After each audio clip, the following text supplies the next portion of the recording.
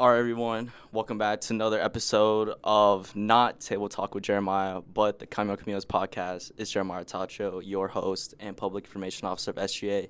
And I'm here with Cole Jones, secretary of SGA for this year's e-board. And just wanted to give you guys a quick update. So we're turning Table Talk with Jeremiah into Cambiando Caminos Podcast as we'll be expanding to YouTube. So be on the lookout for that content on there. So we'll be having another platform besides Instagram. So, Cole, how are you? I'm doing great, Jeremiah. How are you? Doing well, doing well. How was your break? My break was busy. I had a bunch of college applications because I'm still technically in high school, but got it all over with. I'm all good now. That's good. How relieving is that? How relieving? It's weird because you're in do you know when you're so busy, and then after everything's done, you're just looking for things to To fill do your with time. your time? Yeah. It's felt like that the whole break, and it's just now wearing off as the semester starts off again, and so it's a little inconvenient, but we are so back. Let's go. Nice. Sweet. Sounds good, Cole. So we'll be talking about 3 different topics on today's episode. Experience as a middle college student for Cole. What is it like being secretary for SGA, as well as advice for anyone interested in joining SGA in the future. And then we'll be talking about his hopes and dreams for the future, as well as a potential career. So what is your experience as a middle college student here at Durham Tech? I love middle college. I would recommend it to anyone that knows what they want to do and is passionate about getting an early start. I think it's just beyond the opportunities to meet new people that are passionate and smart and just great all around. It's also really, really nice that you get to take actual college classes and get a lot of courses done early. You're saving every class you're taking. You're saving debt, you're saving a lot of money, For sure. It's just an amazing opportunity. Nice. So what are some things as a middle college student that you've been able to experience since you're here at Durham Tech, such as clubs that you're a part of, etc.? Anything that you probably wouldn't have experienced anywhere else? I think having the opportunity to meet so many Durham Tech students has been kind of the highlight of my middle college, the 2 years I've been here. It is just so relieving getting to meet down-to-earth but driven and intelligent Durham Tech students, just because it's kind of a breath of fresh air, right? Yeah. Being around high schoolers for 3-4 years it's something. But For sure. you get to really expand your community and who you get to who your role models are, who your friends are, and it's my favorite part about middle college. Nice. Do you feel, well, when you were first starting in middle college and then working your way up, did you feel anything about being surrounded by students who are much older than you, like the adults who are here on campus? I was originally nervous about how it would be, the dynamics, but as I've gotten to know more people, as I've gotten more comfortable with myself on campus, it definitely hasn't been as much as an issue as I originally thought it was. Not nearly. In fact, it hasn't been an issue at all. Some of my best friends I've met at Durham Tech and middle college are a couple years older than me, and it's just no issues so far. That's good. That's awesome. Yeah, when I was first going to Durham Tech back in August of 2023, I was like, man, what is it going to be like being in classes with people who are much older than me? But I found that to be actually a really cool part, because when you talk to them, they're very experienced in life in general. It goes beyond school, so they can tell you a lot of advice, words of wisdom, and I've found that to be a really, really nice feature about being here on Durham Tech's campus. So that's good. Totally agree. Yeah, so we can transition into what is it being like as a secretary. What is that like? What is your responsibility? Tell the people. So the way that I went to a kind of conference, not a conference, but a meetup of a lot of different SGA clubs. You were obviously there in our SGA, but how they described being a secretary is kind of the glue that keeps a lot of the SGA together. Doing a lot of communication tasks, making sure, sending out emails, but also just making sure that the SGA is organized enough that we can do the things we want to do, right? It's not so much about making myself or putting myself in the spotlight as more as making sure to uplift all of the other members like you or president or vice president. I mean, president does it himself. For sure. Yeah. Absolutely. Have you found your role hard in any way, or on the easy side, or are you overwhelmed or anything? I think it was a lot harder than I thought it would be. Not because I assumed it would be easy, but because it is a lot of. It just wasn't as intuitive to me, right? The organization is nice, and it's nice to learn about that, but communicating and making sure that just knowing what you should be doing can be sometimes hard, especially when you're first learning. But For the sure. secretary is nice. What would your advice be for the next secretary in the future? Honestly, learn as much as you can in the first little bit of your role, because it's getting it over with. Not that it's not good to learn, but it is nice to know your role, read the guidelines, read the Constitution. We have a Constitution. We do have a Constitution. It's dope Constitution. We have a Constitution. And understand how you can best support the other members of the SGA, because while the role, like, obviously the roles are different, but also the people in those roles are very different and have different needs, different wants. Yeah. So just it's a very unique dynamic. Yeah. Absolutely. Just try your best to understand that dynamic, work around it, work with it. For sure. I agree. Yeah. I feel like it would be really cool for you to explain how you ended up on SGA. So I remember you ended up joining SGA late in comparison to the original executive board members. So explain your experience and like how you became interested in joining SGA in the first place and the whole process. Yeah. So I started taking interest in SGA a little bit before August, the first semester of Durham Tech, but my friend Michael, who's behind the camera right now. Behind the camera? Michael Killen? Yeah, Michael Killen. He's an SGA, and he talked about it all the time, and he talked about just how driven the SGA members were and how just nice it was to be a part of that community, and I was hooked. I wanted to join. There was a couple open seats, and according to the Constitution, I can't be the vice president, so I decided I wanted to learn more about how a secretary in one of these organizations worked, what their role was, and how I could help fill that role. And so I started going to SGA events. I met Jeremiah. Yes. I met Dway, and I've been on this board ever since. Yeah, let's go. I mean, it's very interesting because, like, I would always talk to Cole before he even came on SGA, and, like, it was just, like, a slow uprise until he was actually on the board. So, yeah, now we see each other a lot on campus and work collaboratively, as well as Michael. But, yeah, SGA has been fun. Wouldn't change it. I wouldn't do anything else but be a part of this group.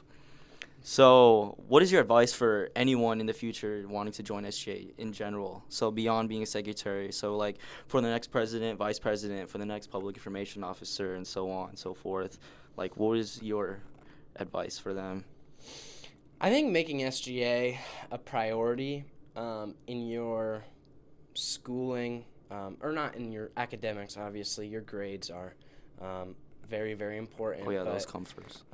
Putting the time into SGA that it deserves, I think, is my just number one piece of advice. I think it's so easy when you're doing a bajillion different clubs and you're like, oh, where should I put this on my resume? What should I learn for this? It's easy to try and minimize your effort, but I think if you go into SGA, you should go into it 100%, 110%, put all of your time into it as much as you can, and just learn.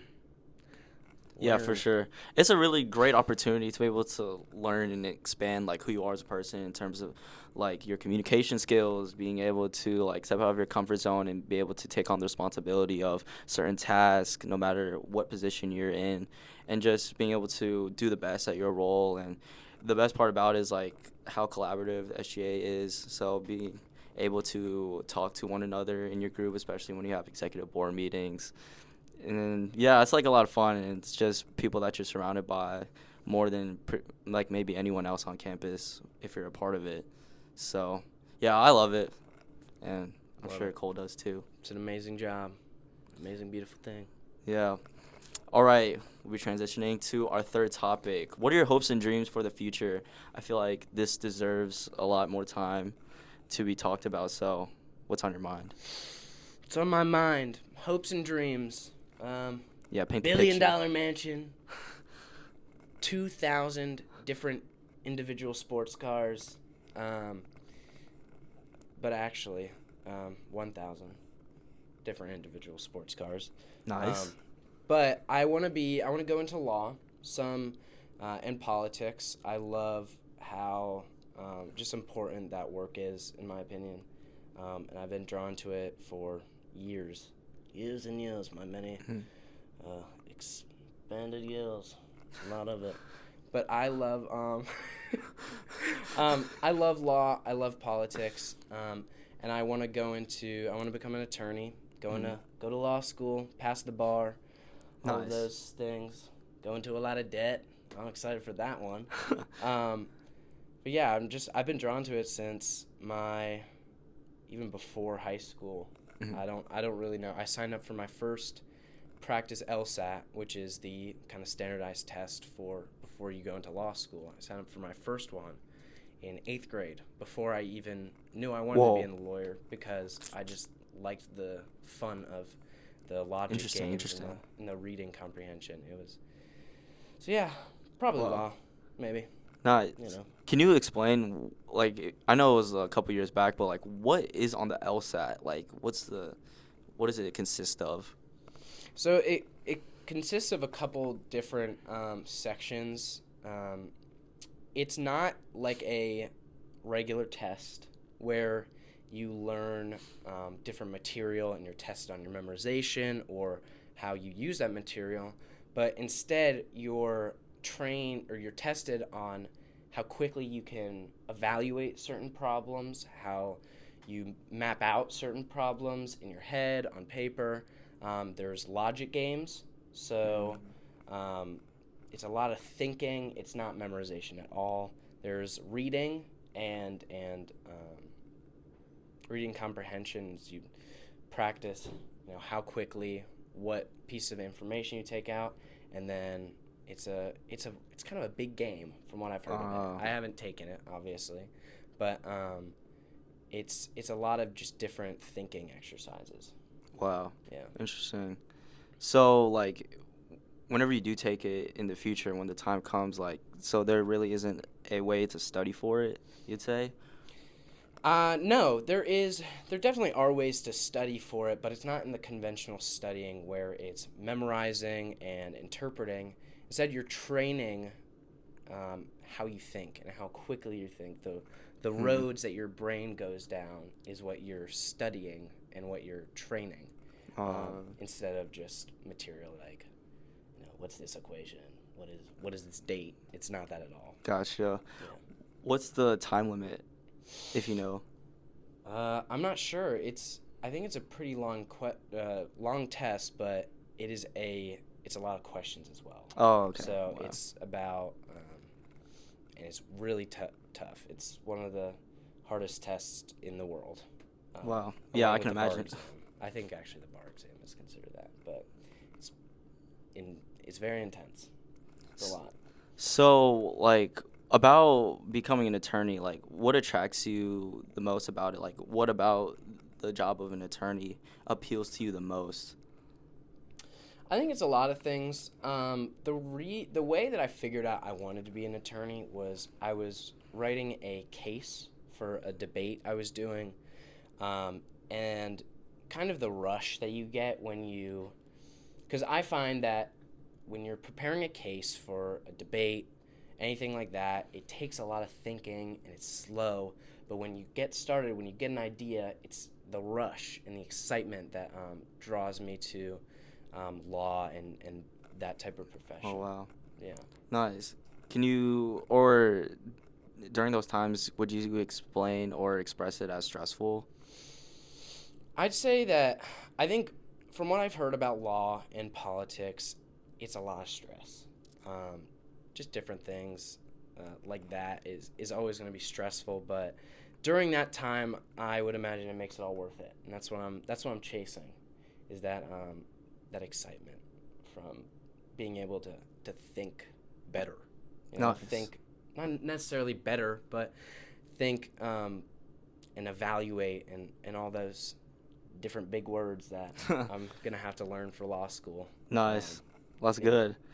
Well, I guess random question. If being a lawyer or like an attorney didn't exist, what job would you want to pursue? I think another thing that attracts me to law is that it kind of opens a lot of doors for different things. Law isn't just one, like, you're not just a criminal lawyer.